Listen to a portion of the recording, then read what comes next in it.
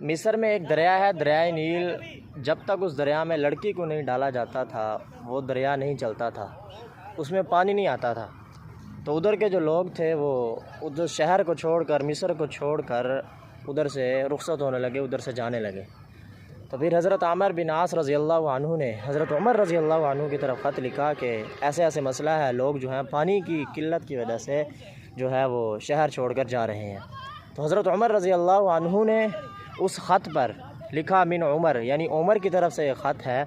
کہ اس دریا کو لکھا اور اس آدمی کو کہا کہ اس خط کو جا کر دریا میں ڈال دینا۔ اس پر لکھا تھا کہ اگر تو اللہ کے حکم سے چلتا ہے تو اللہ ہم تجھ سے سوال کرتے ہیں کہ اس میں پانی جاری کر دے، اور اس کو دریا کو کہا کہ اگر